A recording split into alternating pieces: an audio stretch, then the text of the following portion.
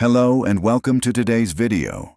Today we will be talking about missing 411 cases. If you enjoy today's video, make sure you punch the like and subscribe button and comment what stories you want to hear next. Enjoy. In November of 1938, a 5-year-old boy vanished into the Arizona wilderness. No screams, no struggle, no clear trail, just gone. And when they finally found him, nothing made sense. Jerry Hayes was just 5 years old when he disappeared while camping with his family in Rucker Canyon, deep in the Chiricahua Mountains of Arizona. This wasn't an easy place to survive. The terrain was rugged, steep, and heavily wooded. Elevations reached over 6,000 feet, and Jerry wasn't a strong, adventurous kid. His parents described him as frail. He had health issues and wasn't known to wander far.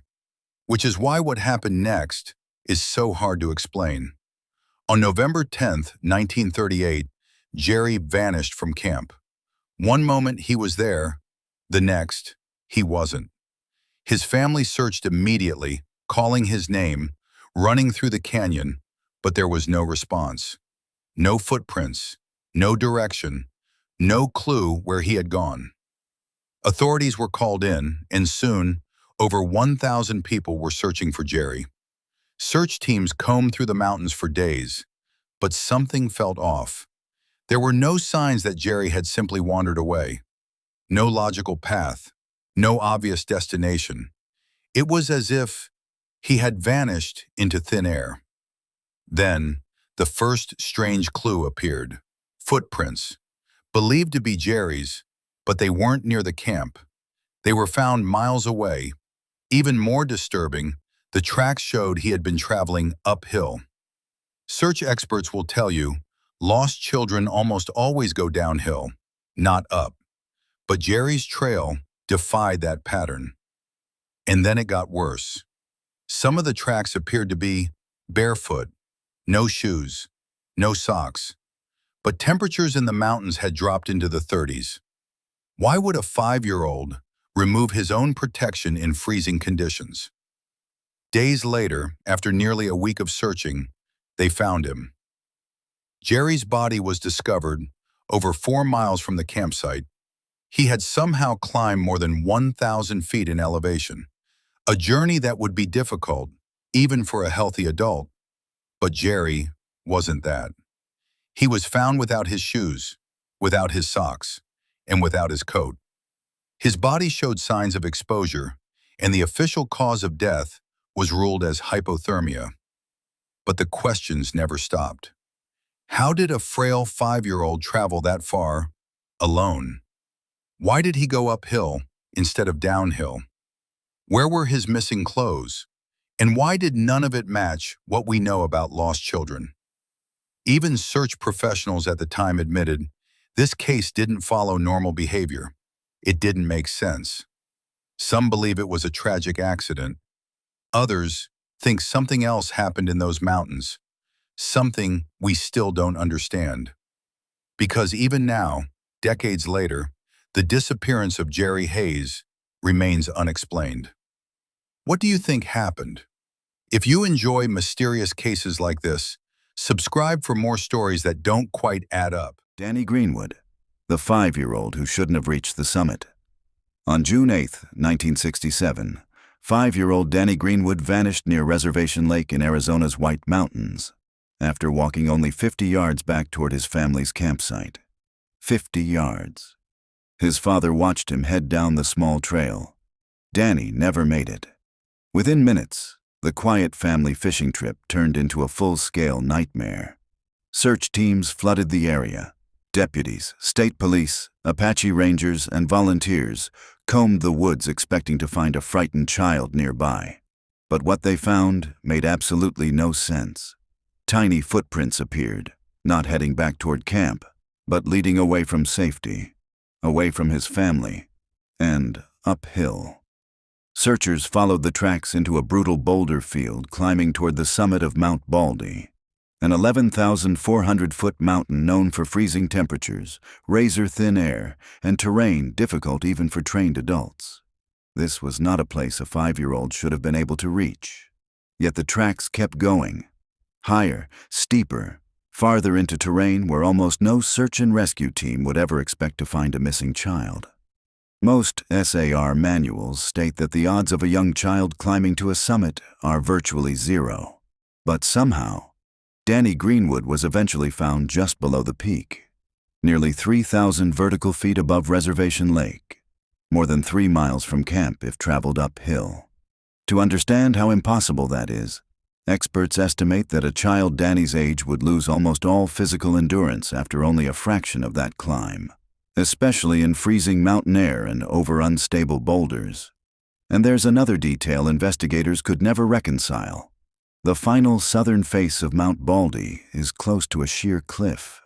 The only practical route to the summit comes from the north, the exact opposite direction from where Danny disappeared, meaning if Danny truly walked there alone, he somehow crossed terrain many adults would struggle to survive. Searchers admitted they likely never would have checked the summit at all if they hadn't found those strange uphill tracks. Which raises the terrifying question, how did a 5-year-old child leave a simple lakeside campsite and end up near the top of one of Arizona's most unforgiving mountains? Did Danny really climb there by himself? Was he led, carried?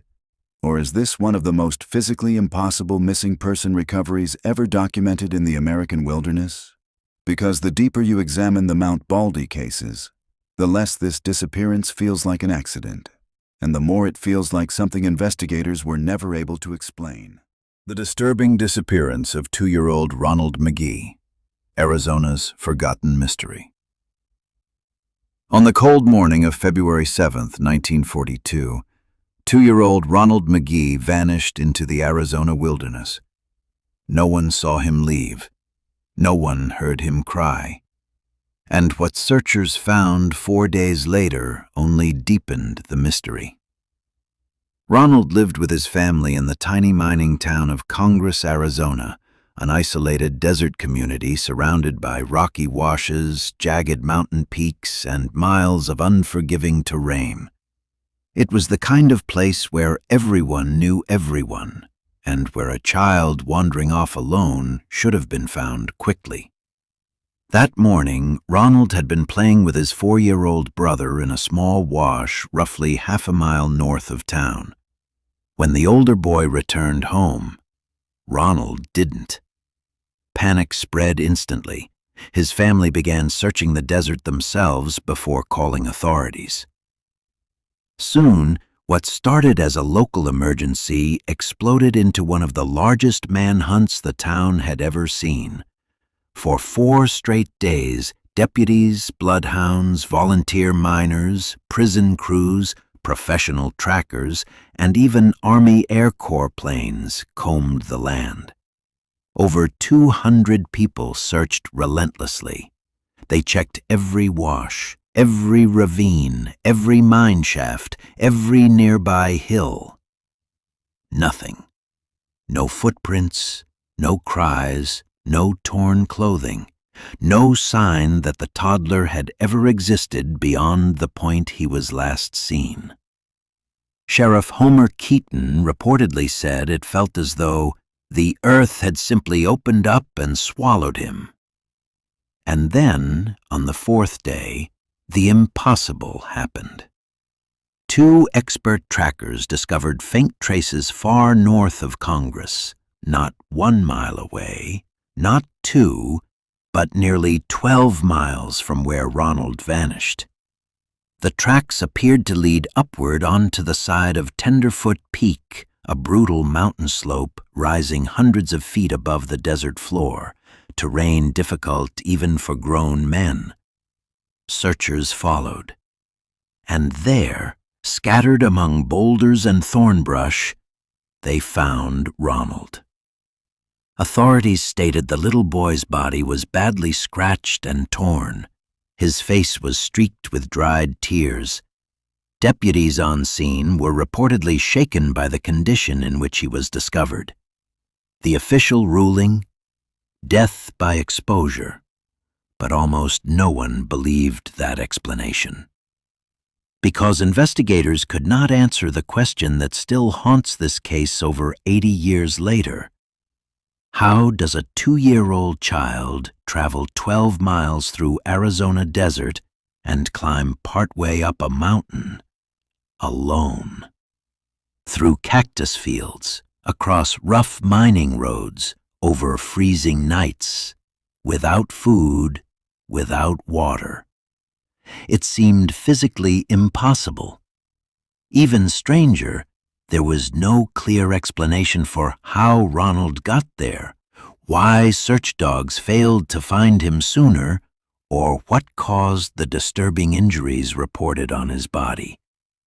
Some believed he wandered. Others believed something or someone carried him.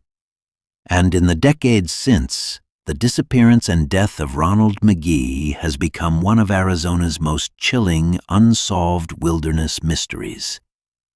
What really happened to the missing toddler in Congress, Arizona? Was it a tragic accident, a hidden crime, or something far stranger lurking in the desert mountains? The unsolved disappearance of Ranger Paul Fugate. Imagine walking into one of the most isolated national monuments in America. Towering rock formations stretch across the Arizona desert. Silence fills the canyons. Miles of wilderness surround you in every direction. Now imagine a park ranger disappears there without a trace. No body, no signs of a struggle, no confirmed suspects, nothing. And more than 40 years later, the mystery still hasn't been solved. This is the story of Paul Braxton Fugate, the only National Park Service ranger in U.S. history to seemingly vanish without a trace. And what makes this case even stranger is everything that happened afterward. Because according to witnesses and investigators, Paul may have stumbled into something dangerous deep in the Arizona desert. And if that's true, someone may have made sure he never came back. Who was Paul Fugate? Before the disappearance, Paul Fugate was known as a passionate park ranger who loved the outdoors, but he also had a rebellious side. During the 1970s, the National Park Service had strict grooming standards. Rangers were expected to look clean-cut and professional. Paul didn't fit that image. He wore his hair long, kept a thick mustache, and reportedly pushed back against authority. Eventually, the Park Service fired him for refusing to follow appearance regulations. But Paul fought back. With help from the ACLU, he challenged the decision in court. And, surprisingly, he won. He got his job back, along with back pay and benefits. Some co-workers respected him for standing up for himself. Others reportedly saw him as difficult. Still, Paul returned to work at Chiricahua National Monument in southeastern Arizona. And that's where the mystery begins. A remote and isolated park. If you've never heard of Chiricahua National Monument, you're not alone.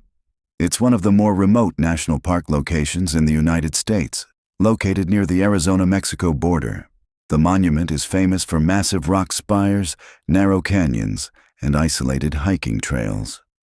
It's beautiful, but it's also unforgiving. Even today, parts of the park feel completely cut off from civilization. In January 1980, Paul was living in park housing during the work week while his wife, Dodie, stayed in Tucson. Friends later said Paul loved the monument and seemed committed to his work. Investigators would later discover unfinished projects and personal belongings left behind, signs that Paul likely wasn't planning to disappear. That detail would become important later, because when people intentionally vanish, they usually leave clues behind. Paul didn't. The day he vanished, January 13th, 1980. At first, it seemed like an ordinary day. Paul was reportedly supervising the monument because the superintendent was away on a hunting trip. Around 2 p.m., Paul told someone he planned to go hiking. He put on an orange National Park Service jacket and headed toward a trail area near the monument entrance. But there was one strange detail investigators never forgot. Paul left his radio behind.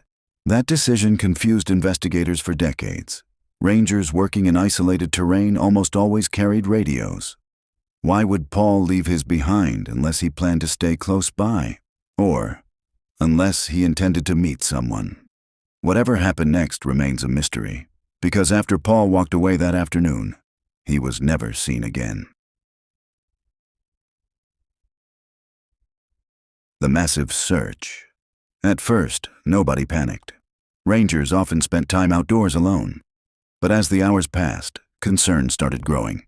Soon, the search for Paul Fugate became one of the largest in National Park Service history. Multiple agencies joined the effort, including Border Patrol, sheriff's departments, volunteers, and search and rescue teams. Helicopters scanned the desert. Dogs searched trails and canyons. Teams combed through thousands of acres. But investigators found absolutely nothing. No footprints, no clothing, no signs of a fall, no evidence of an animal attack. Nothing. And that's what made the case so unsettling. People can disappear in wilderness areas, but usually eventually something turns up. In Paul's case, there wasn't a single confirmed trace. The pickup truck sighting. Then came one of the strangest developments in the entire case. A witness later claimed he saw Paul shortly after the disappearance. According to reports, a man named Richard Horton said he saw Paul sitting in the front seat of a pickup truck between two men. But something seemed off. The witness said Paul wasn't wearing his glasses, despite reportedly needing them. He also described Paul as looking dejected. Not terrified, not injured, just defeated. Almost like he didn't want to be there. Investigators took the sighting seriously, but they were never able to fully verify it. Still, it introduced a terrifying possibility. What if Paul didn't get lost at all? What if he was abducted? Theories of foul play. As the years passed, rumors started spreading about illegal activity near the Arizona-Mexico border. Some theories suggested smugglers used isolated desert routes near the monument. Others believed drug trafficking operations may have been active in the area during that time. According to later reports, one theory claimed Paul may have accidentally interrupted criminal activity while hiking. Maybe he saw something he wasn't supposed to see, and maybe that decision cost him his life. Years later, private investigator Charles Scott reportedly focused on a possible suspect connected to the case. According to reports, another investigator received information that a man had confessed to killing a ranger and burying the body somewhere in the desert. A suspect was allegedly questioned, and reportedly a polygraph examiner claimed the man showed signs of deception when answering questions about Paul Fugate. But there was one major problem. No body was ever found, and without physical evidence, investigators couldn't prove murder. The controversy afterward. As disturbing as the disappearance was, what happened afterward shocked many people. In 1982, 2 years after Paul vanished, the National Park Service reportedly declared that Paul had abandoned his job. Then they terminated his employment. Reports also claimed officials attempted to recover money already paid to Paul's wife, Dodie, through salary and benefits. Public reaction was intense. Many people believed the government treated the family unfairly, especially since there was no evidence Paul disappeared voluntarily. Dodie eventually fought back legally, and after a lengthy legal battle, she reportedly regained benefits and compensation. But for many people, the damage was already done. Some even wondered if officials wanted the case quietly forgotten. What really happened? More than 4 decades later, nobody knows exactly what happened to Paul Fugate. 3 major theories still dominate the case. Theory 1. He died in the wilderness. The terrain around Chiricahua is dangerous. It's possible Paul suffered an accident and his remains were never discovered. But many investigators doubt this theory because of the massive search effort and the total lack of evidence. Theory 2. He disappeared voluntarily. Some believe Paul intentionally vanished to start over somewhere else. But that theory also has problems. He left behind his belongings, unfinished work, and his wife. There's no confirmed evidence he planned to leave. Theory 3. He was murdered. This is the theory many people believe today: the witness sighting, the possible criminal activity, the alleged confession. Together, they paint a disturbing picture. If Paul encountered dangerous people operating in the desert, he may have become a threat. And in a remote wilderness area, making someone disappear forever might not have been difficult. Final thoughts. Today, the disappearance of Paul Fugate remains one of the strangest unsolved mysteries connected to the National Park Service. No arrests, no body, no answers, just questions. Why did Paul leave his radio behind?